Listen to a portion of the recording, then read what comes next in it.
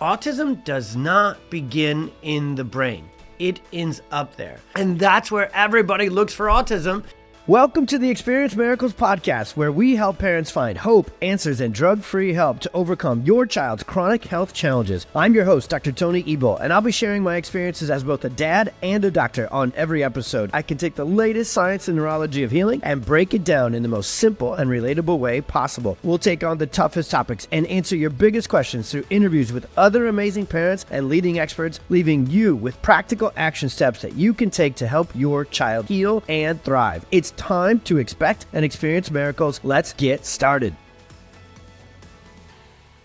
All right, Experience Miracles tribe and community, we are going neuro nerd full send on this one because we're talking about, I don't know the answer to this, but I bet by far if we run through all the episodes we've done so far through a calculator and say, what is the condition we've talked the most about on deep dive episodes like this, and even interviews and other components, it's autism. And rightfully so. Unfortunately, autism has exploded over the last generation or two. Autism is not something that's just genetic. Autism is not something we're just, diagnosing and catching better. Autism is an absolute chronic illness that is multifaceted, rooted in nervous system dysfunction, which is why we talk about it all the time as neurologically focused pediatric and family chiropractors.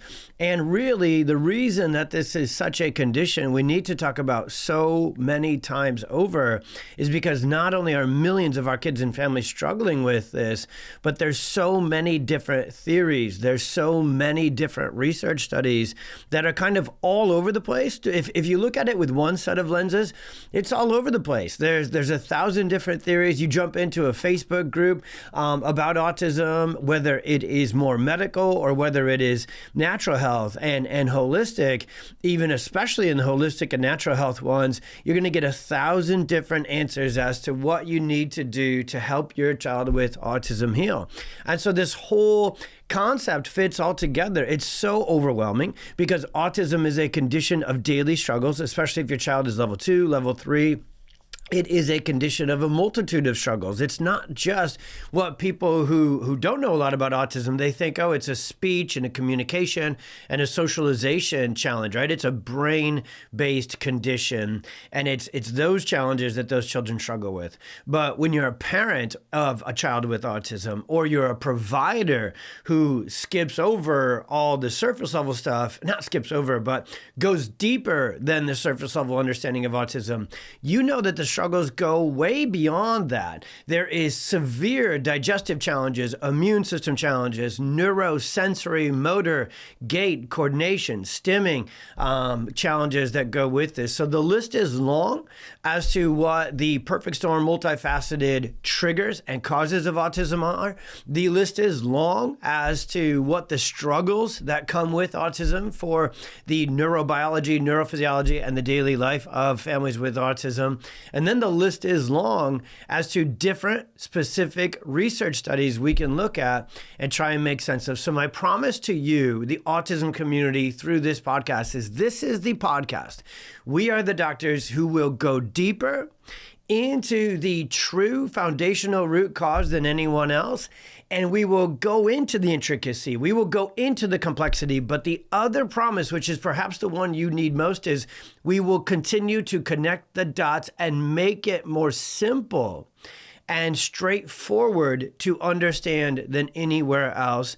And we will make your path forward. We will help guide and lead your path forward to be more simple, to be more sequential, and to be less overwhelming so that you go towards the things that really create the most healing potential for your child. And you don't get so overloaded, overwhelmed, exhausted, and you could also bring into the conversation financially, drained by going after things that don't necessarily move the needle. So that's a big 3 to 5 minute, once again, kind of opening thesis from me about autism. And from there, we're going to dive very deep with today's episode into a very specific study that was done talking about decreased synaptic density. Holy nerdy, right? That's why I said we're going to go super neuro nerd on this one. But what's crazy cool about this study and so many other studies that look into the brain of children and individuals with autism is the more we understand these very deep, advanced, intricate brain-based challenges, the more we can actually start to see the forest through the trees and understand that the brain, yes, of a child with autism, especially the parts of the brain, the prefrontal, the parietal, especially the components of the brain that deal with speech and communication and socialization and emotional and behavioral regulation, and some of these core foundational challenges that fit the autism diagnostic criteria, the more we understand how those specific pieces, parts, and locations of the brain are dysfunctional, then we have to keep digging. And I'm kind of arguing with my own brain as to whether to call this upstream or downstream. Anatomically, we would say downstream from the brain, it's at the top of the body, down into the body itself, not just into the gut. I know you know a lot about the gut-brain connection. We're not going there today. We're going into the body to the brain connection. One of the reels we have on Instagram, and if you don't follow PX Docs on Instagram and Facebook just yet, make sure you do. This podcast is always going to be full of change your life for your whole family information, but we've got more on Instagram. We've got more on Facebook. Our website, www.pxdocs.com, the best scientific full throttle articles you'll ever see. And then if you want to bring some of this to life and have videos where we show some of what's going on within the YouTube page as well. But the truth is, this conversation fits our theory entirely, because one of the reels that we had really go off because parents and providers who really know when I said this term, they really get it. Autism does not begin in the brain. It ends up there. So with this study, because it was done by a bunch of medical researchers, see, here's the conundrum. Here's the subluxation, pun intended. Subluxation is a term for interference. It's things should be working smoothly and fully, but subluxation gets in the way and it disrupts the full understanding, the full connection. Well, that's actually happening in the autism research community. See, who has all the money to do research? Princeton, Harvard, hospitals, right? So these big medical organizations and companies, they have the money. They have the money themselves, and they get all the funding from the NIH and elsewhere to do the research that looks into things like this study we're about to break down the brain. Now, that's a problem because they have all the money, they're doing all the research, but they're looking through their lens. Their philosophy and their scientific understanding is very mechanistic. So I actually want to read this quote from the researcher, because when I dug into this study, and then I read a bunch of interviews and listened to some interviews of the researchers discuss their interpretation of the findings, which I always find fascinating. I love to read studies, but I love if I can get the chance to find this researcher in an article or in a podcast, them explaining, from their viewpoint. That's where I feel like you really get a bigger understanding. I am obsessed with this researcher, Dr. I'm just going to say Dr. Sestan, Sestan. I love this because I think without really knowing sort of what he's talking about, at least not from my interpretation, he speaks to this massive problem where we actually have the answers. The research is out there as to the neurobiological causative trigger factors of autism. The picture is pretty darn complete these days. But if you try and put the puzzle together with a medical, dogmatic, limited, really outdated scientific viewpoint of how health really works and how the brain and nervous system really works, well, then you can have the data but not make sense of it. And that's been the challenge for my entire career, is when I read these medical research studies about autism, I'm like, there it is. How are you not seeing this? How are you not connecting these dots? But they can't, because they use their medical school lenses, which says, there must be some genetic piece that's broken, and then we must come in and we'll be the fix the broken machine with medications and treatments and devices sort of concept. That's not the case. When we find in these research studies, hey, this is not working the way it's supposed to, we don't need to look for answers from the outside, whether a medication or honestly, even a supplementation or kind of functional natural intervention. what we look at differently, and this is really where chiropractic stands out clearly from all the rest, is to say, how do we get the body and the brain and the neurobiology working better on its own? How do we take these clinical understandings, these scientific understandings from these studies, and get the body healing? And in my farmer meets chiropractor meets neurological expert terminology together, how do we get the brain and the body to heal itself and fix itself? Which reminds me, one of the interviews I still need to really do on this podcast is Dr. Norman Doidge, because there's a book, he's got a bunch of books that kind of have similar titles, The Brain That Heals Itself. My goodness, that's this concept. And we're going to actually talk about some of the nerd terms Dr. Doidge talks about on this one with dyskinesia, disafferentation, developmental dyskinesia, and these different injuries. So let's get going into it. Okay, so this doctor states, this study shows a very consistent and robust difference in the brain of people with autism. We're about to go there next. What is that difference? What is the neurology behind it? And what do we do about it? But I really want to finish with this quote as our introduction.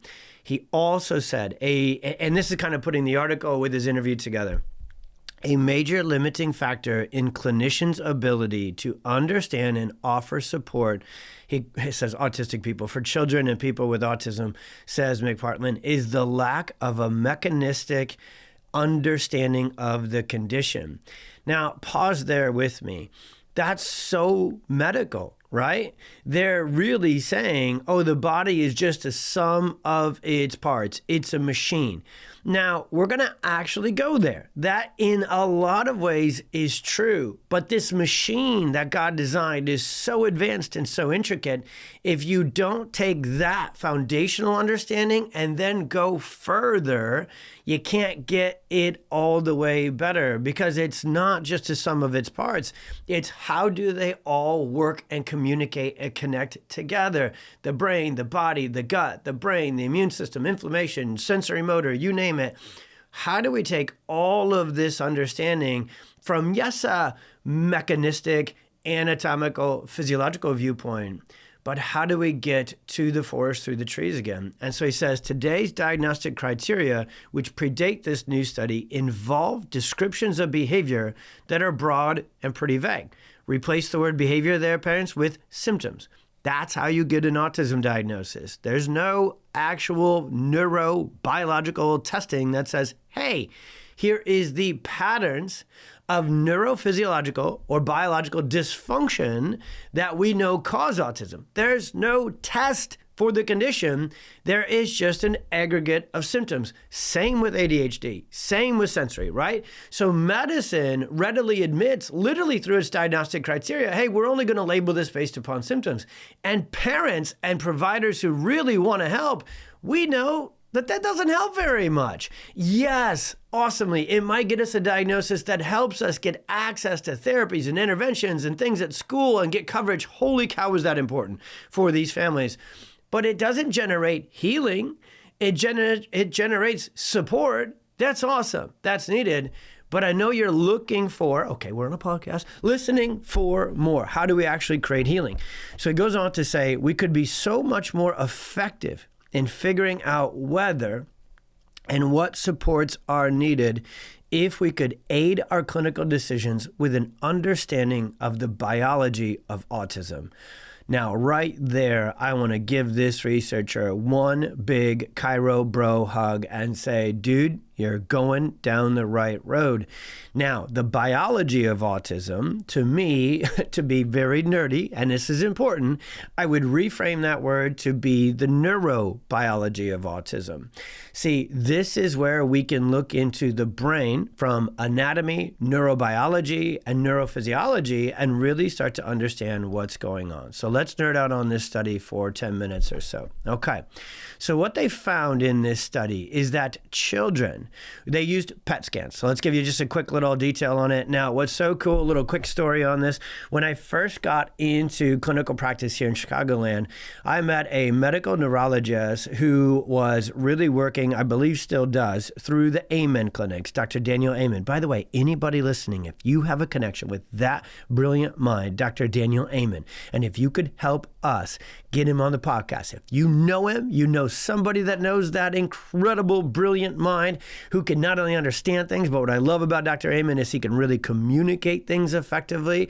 I want to know more about what he knows, and goodness gracious, does that doctor need to know what we know about the perfect storm, birth trauma, subluxation, and how we're going to connect the dots here. So send him the podcast and send him an invite from me. So his clinics are medical, but his clinics do things differently. They actually look into the neurobiology, physiology of the brain. What they've done is done brain scans through their clinics forever. So they don't just say, hey, here's your symptoms, here's your condition, here's your medication.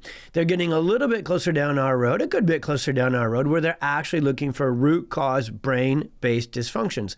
So I met this researcher way back, and a researcher and clinician here in Chicago, and the literally first year of practice. So I was as green as it gets. And he goes, I can't wait to talk with you. And I did not think he'd say that. This is a medical doctor talking to a chiropractor. And I'm coming out of school where we think, oh, nobody likes us. They're not going to work with us. And all I wanted to do was find answers to help kids. So I knew that other professionals had answers and had access to funding, aka PET scans, functional MRI, things that chiropractors don't. So one of my first strategic moves from the very beginning that I still do today to help your families is go out and make connections with the people who have the answers and the access to these action steps. So I was talking with this doc, and he said, my favorite thing about chiropractic is very few things out there, if anything else out there, changes the function of the brain and nervous system more potently, his words, than a chiropractic adjustment. And I was so excited. This is like the first 1 minute of talking to this guy on the phone and setting up for me to go look at his clinic, learn about the PET scans, which are in this study.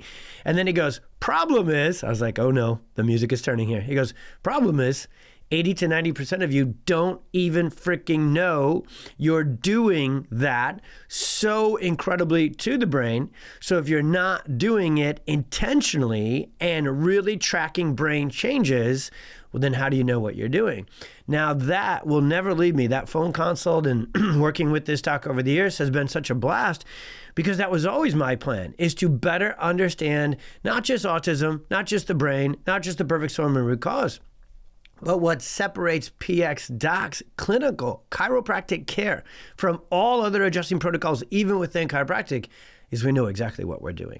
We not only measure brain-based nervous system function with the inside scans, but we know exactly what adjustments do what, why, where, and which ones we want to do to stimulate and activate certain parts of the nervous system in the brain, vagus nerve, prefrontal cortex, everything within this study here, and we know what to stay away from as well. So, really cool thing to know that this study used PET scans, position positron emission tomography scan, okay?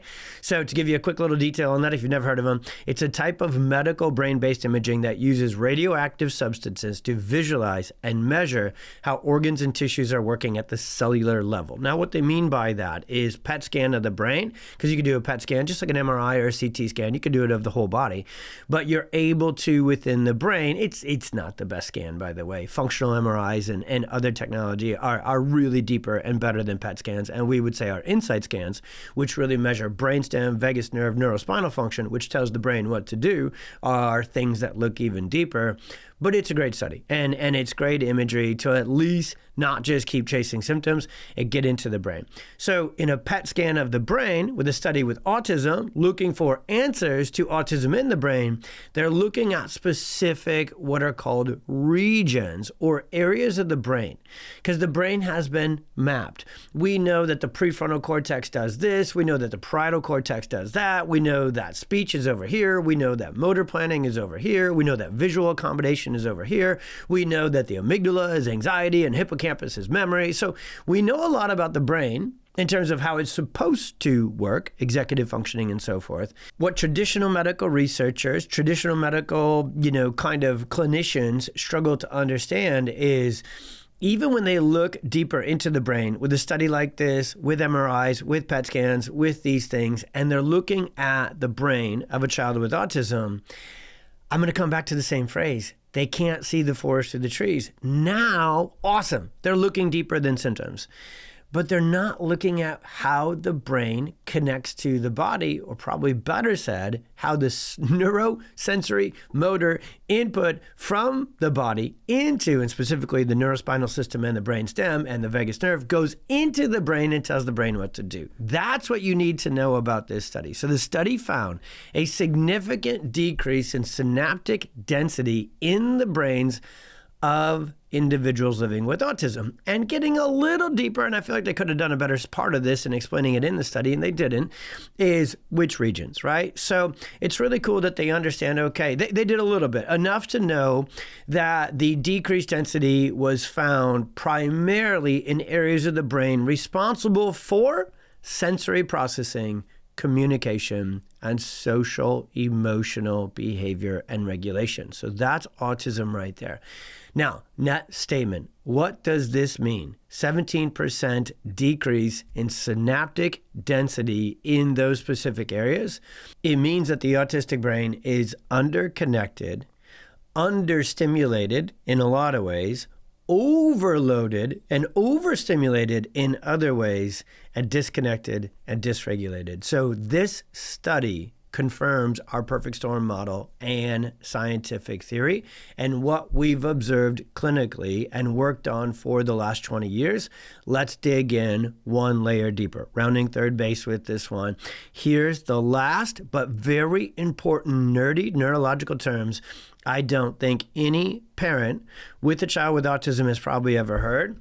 And also, if you're another practitioner, you're a PT, OT, speech therapist, teacher, wherever you may be and work, ABA therapist, or even honestly, nurse practitioner, medical doctor, naturopathy doctor working on this stuff. These are the terms that everyone involved with autism needs a full, I'm not going to say sort of understanding. You need to know what we're about to talk about. So, decreased synaptic density. What synapses are is they're the bridges. They're the literal neurobiological anatomical connections. If you think of a wire, hey, this wire goes from the light switch to the light, and if you flip on the light switch, the wire, the synapse, carries the electricity to the light bulb, and we want the light bulb on. Now let's stick with that analogy with autism.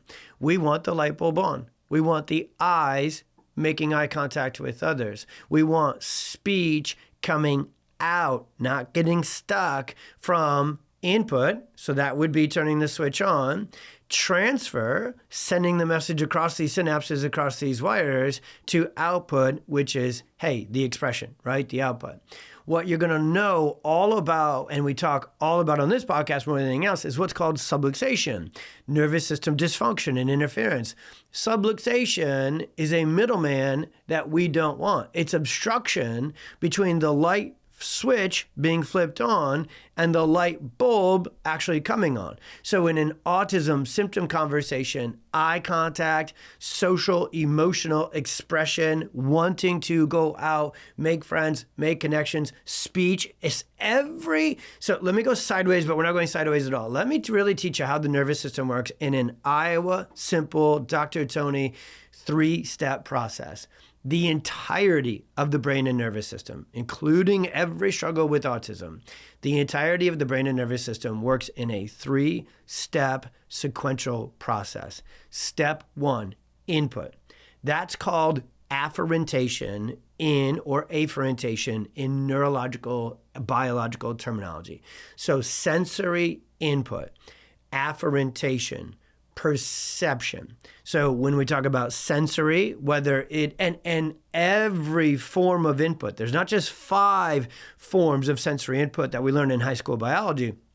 When we really get into autism, the perfect storm, we need to know about the 6th and the 7th sense, which is movement, proprioception, and balance, vestibular, and how we're dealing with gravity. And that is where the storm for your child with autism actually is. Yes, certain tactile things with touch. Yes, certain sounds. Yes, bright lights. Yes, certain tastes. They have sensory oral aversions. They have olfactory aversions. They have visual and auditory aversions, right? So there is problems with sensory input across all 7 senses. What I find, pretty much every child with autism struggles to some form or fashion, especially if they got a level 2 or level 3 diagnosis. They struggle with processing, integrating all 7 senses, but they struggle the most with their motor system, with proprioception and with gravity. Now that's like, wait a minute, I thought it was genetic. No, that's medicine. I thought it was the gut. No, that's functional medicine. And both are sort of right. There's genetic predisposition. There's a lot going on with the gut and the microbiome. But right here in this study and in this episode and in this Experience Miracles podcast, again and again, we're talking about the real key to the autistic brain. And it's this. So this input, so step 1 on this 3-step process of how the brain and nervous system works, you have input, perception. Second, the central autonomic nervous system and the brain. Hear me, I know I'm nerdy, but not just the brain. Sensory integration, sensory processing, sensory decision-making. So the middleman is where all the magic is. It's not just happening in the brain. So much of the autonomic and central nervous system, step 2 on this 3-step process, decision-making, processing, integrating, it is happening at the speed of light. And so it isn't only happening in the brain. There's the dorsal horn, there's the adrenals, there's the brainstem, there's the cerebellum. So yes, when we really look at the brain, decision-making, socialization, emotional regulation, behavioral regulation, speech and communication, these are these upper motor neurons. These are these advanced brain-based things within the prefrontal cortex, the parietal cortex, and so forth. And that's where everybody looks for autism, because that's what they can't do, right? That's what they struggle is the eye contact, the social, emotional, the speech, and the communication.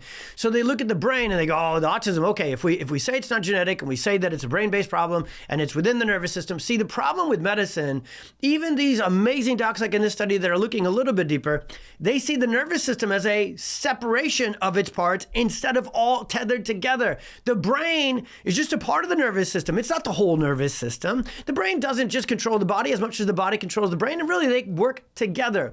And so on this 3-step process, there's input, step 1, integration, processing, decision-making, step 2. And then step 3 is output, expression. Back to our nerd terms we need to introduce yet next, it's efferentation. So afferentation means sensory neurological input coming into the nervous system, into the dorsal horn, into the brainstem, into the spinal cord, and then into the higher cortex. And then that's where the decision making, that's where the coordination and the integration is supposed to take place effectively and fully. And then it needs to turn around anatomically and come out through speech, through socialization, through motor planning, whatever it may be, right? The nervous system controls all functions, and every single one of them, intricately, but also simply and beautifully goes through that 3-step tango. Input, integration, coordination, and output, expression. Nerd terms. Afferentation, step 1. Integration, step 2. Efferentation, output, step 3. So back to synaptic density problems. The brain is a sensory organ. The brain is only going to build the connections to itself within different parts and different regions when the signals or the stimuli from the environment, usually most importantly the internal, the body itself, so the neurophysiology of the child, of that brain, these synaptic bridges are only going to be built when there's signals and stimuli that say they need to be built. The brain is literally a sensory organ. It will build, this is neuroplasticity at its core. This study with decreased synaptic density tells us that the neuroplasticity, Dysafferentation model and subluxation model that we teach is absolutely spot on. That's the root deeper. So the lack of synaptic density, that's a problem. That's why those components of the brain are not as efficient, not as activated, and they don't integrate, communicate, and express as well. But there's more. Why? See, this is why when you're a chiropractor, you can read these studies and go, aha, decreased synaptic activity, not as many synapses in those very important parts of the brain. Why? because there's disrupted input. So the clinical correlation to our theory, you can only finish an understanding of this study, and you can only do something to increase that synaptic density if you understand it deeper. And that's where subluxation, dysafferentation, and proprioception / nociception come into the conversation. So subluxation, the one thing that only neurologically focused chiropractors look for. Subluxation has different neurobiological components. The first component is what's called dyskinesia. So when subluxation, so in the neurospinal system and the vertebrae, the cranial system, when they get injured, misaligned from birth trauma, breech position, or honestly, toxic overload, when you have too many toxins into the nervous system, it puts the nervous system into fight or flight. And when the nervous system goes into fight or flight, the physical neuromotor structure tightens. Have you ever had a real loud noise, real bright light, real toxic overload? What happens to your body physically? How's your neck and shoulders feel? Everything tightens, right? Everything goes into tension. That's called dyskinesia. So you have misalignment, but most importantly, neurobiologically, you have fixation. You have reduced range of motion. Now that sets up number 3, the third component of subluxation after dyskinesia is the neurological interference. But if we give that a specific term, actually terms, and don't worry, I know I'm using a lot of terms, but they all start with the letter D, so I think after you listen to this one once, maybe twice, you'll get it all the way through. So dyskinesia, subluxation, sets up Afferentation.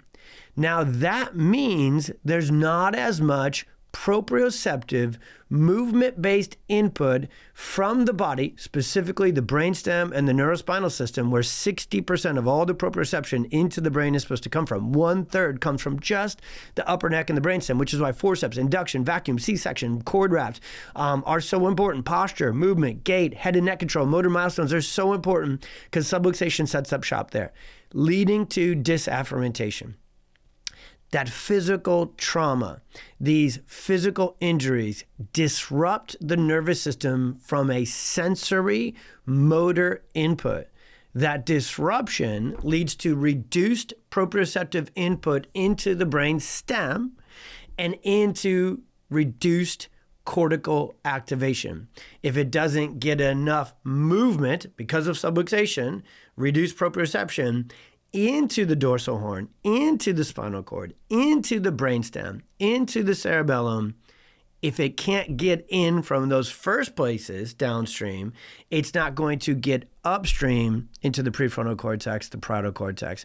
So this synaptic shutdown connection, here's the algebra. Here's the algorithm that leads to it. Less input, less demand, fewer synapses formed. It's a use it or lose it principle, which is exactly how God designed the nervous system. And neuroplasticity will always give you the answers. It's not the easiest thing to understand. Stick to this podcast. We'll continue to teach it. Go to the website, read our articles, get on our webinars and our summits, go to YouTube. I know this is nerdy, and I am doing my very best to Iowa farmer terminology this to you. But the truth is, it's in this advanced, intricate understanding of the brains and central and autonomic and sensory motor and vagus nerve components of autism, brains and nervous systems. Here's where the answers are. And once we get nerdy enough, once we get deep enough, once we go from dyskinesia to dysafferentation, now we know, let me say it one more time. Here's the actual connecting of the dots of this decreased synaptic density study. Less sensory motor, proprioceptive, movement-based input into the brain, less demand. The brain's only going to build those bridges in those key cortical areas of the brain when the demand, the stimulus says, hey, we need them. So birth trauma, subluxation, physical injury sets off this cascade where fewer synapses are going to be formed. The brain's not pre-programmed. The brain and the nervous system are extremely sensitive to signals from the environment. That is the entire essence of the perfect storm theory. It's a use it or lose it. So what happens with autism is the components of the brain that we want activated, stimulated, and developed on time in sequence. So the prefrontal cortex, decision-making, socialization, the parietal, speech and community, I'm very much simplifying this, but those main up front to the side parts of the brain work from the middle of the brain and the back of the brain. That midbrain and brainstem works for the body. So the body stimulates the back of the brain, brainstem, vagus nerve, cerebellum. That signaling, afferentation, then goes to the middle of the brain, which then goes to the front of the brain and the side of the brain. So people think, medical research with PET scans and MRIs, like, oh, there's autism, it's in that part of the brain. That part of the brain is just doing or not doing what the body tells it to do. The answers lie in the neurosensory motor input into the brainstem and into the cortex. So how does neurologically focused chiropractic and other neuro movement input sensory motor interventions like PT. You can't have a standard chiropractor. They won't understand this conversation in depth. You can't have a standard PT. You can't have a standard OT. You can't have a standard speech therapist. You can't have a standard. You gotta get providers on your child's team who understand it at this level. If your provider can't keep up with this research, this understanding, and this depth, they can't be on your kid's team. Send your providers this podcast. Have you shared the Experience Miracles podcast with your child's PT, with their OT, with their speech therapist, with their ABA team? The answers are here, and we not only need them as parents, our provider team and tree needs these, because we all need to be working at this core foundational root cause together, because we can all help. Anybody and everybody, especially who is in the movement-based proprioception world, is going to be the most impactful for your kiddo. This is where it's always hard for me when I'm on the podcast because I don't have the visuals like we have on YouTube. But the most impactful way to change the brain is through what's called proprioceptive neuromotor sensory input. Stimulation from the physical body into the brain. Why do you feel better when you go for a walk? Why do you feel better when you go for a hug? Let's go specific here to autism in the brain. Why does your child need such stimming, such physical proprioceptive input? They grit their teeth. They touch everything. They walk on their toes and their feet. They love deep pressure. They love big hugs from you, from a very short list of people, because when they can get it, it's the best, but they don't know how to go out socially. So why do they love weighted blankets? Because this neurosensory proprioceptive input is the number one thing by a million miles that actually calms their brain. If we can calm their brain, we can open up their brain. We can open them up to eye contact. If we can calm and regulate their brain and nervous system, we can open them up to socialization, emotional regulation, and behavioral regulation. If we can calm their brain and nervous system through movement, through proprioception, through the right sensory motor input, we can then activate speech and communication and socialization. It's all in this neuro input sequence. So why do neurologically focused chiropractic sensory motor adjustments carry a heavier hammer and are more important foundationally and more potent neurophysiologically than magnesium or B vitamins or other movement-based therapies? Because we work directly with the central motor input. And that's called the spine, that's called the brainstem, and that's called the cranium. Where do you carry your stress? When you are overloaded, do you feel it physically? You do. Where do you feel it physically? Not just in your stomach, nervous stomach, upset stomach. You feel it first in your neck and your shoulders and between your shoulder blades. The way we are designed is our stress sequencing is more connected physically to the neuromotor system than any other system. So when neurologically focused chiropractic adjustments come in and stimulate that afferent input into specifically the neuromotor system, we are literally telling the brain, build more good bridges. We now know, and I'll put the research study in here, we now know that specific neurologically focused chiropractic adjustments, when we get rid of subluxation, we're getting rid of dysafferentation. We're getting rid of the obstruction. We're stimulating, like nobody's business, proprioception and input into the brain. And we now know that specific neurologically focused chiropractic adjustments activate the prefrontal cortex. Which components of the brain are most activated by the best kind of chiropractic adjustments? The motor control, the visual accommodation and activation cortex, the vagus nerve, the sensory motor tone and coordination. And the way the brain is built is if it can't handle gravity, if it can't handle itself moving neuromotor tone, this is the neurological hierarchy, last thing I'll teach, the neuromotor system is more foundational to brain function than the gut-brain connection or inflammation or nutrition. So you have to fix that first. And most of us are sent down this microbiome gut-brain connection world first when we try and leave traditional medicine and go to functional biomedical integrative medicine. But even in that incredible functional biomedical integrative world, it all starts with the physical neurosensory motor synaptic bridge building foundation first. The science is finally catching up to what we've seen clinically and the puzzle we put together neurophysiologically, neurobiologically for years. This is where the answers are. And I know for many of you, it'll be like, oh, but we gave up on that. We were doing PT, we were doing OT, we were doing movement-based therapies, and we just couldn't break through. You gotta get the best providers who know how to go deeper with the inputs, the adjustments, the movement-based therapies they do. They need to go more high frequency. It can't be a ride-along. It needs to be the thing that changes the brain the most, and it needs a longer duration. So there's a lot of details into exactly how these adjustments work best to get those synaptic bridges that are underbuilt to be rebuilt and built again. And if I had even more time, I would go even deeper to tell you the other great thing about the adjustment is it not only gets the brain to build the bridges, the synapses that have been missing.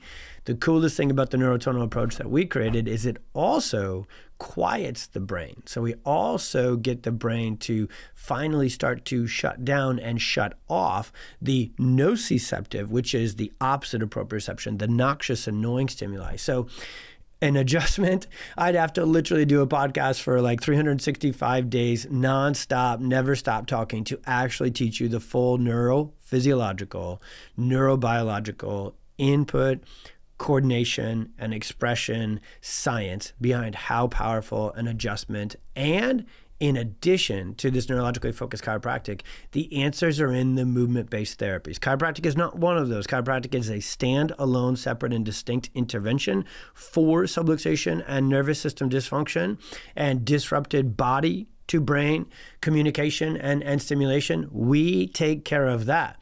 When you do, how you layer on, the next thing you layer on is not supplementation, not detoxification. It's movement, sensory motor integration. So you get a badass PT, OT, and speech therapist on your team, and you prioritize movement stimulation into the brain. And that's how you build better bridges that are underbuilt and not there just yet in the brain of children with autism. And it's how you finally shut down, quiet down, and turn off the bridges to the amygdala, which is the anxiety, stress, and fight or flight center. So the coolest thing about these inputs from chiropractic and then our homies in the movement-based world is we know how to stimulate and activate what is underbuilt and underactivated. And in the same breath, the other side of the coin, which is also awesome, is we're able to quiet the noise and the stress that's in the brain. When you do this foundationally and you do this fully, the changes that happen in the brain, and research is finally really closing the loop, not just in these medical studies like Princeton and Harvard where they have all the money, but finally Dr. Heidi Harvick and the New Zealand Chiropractic College, Life University, we're finally starting to do these functional MRI, these EEG studies, and show that nothing changes the brain as potently and as powerfully as neurologically focused chiropractic adjustments.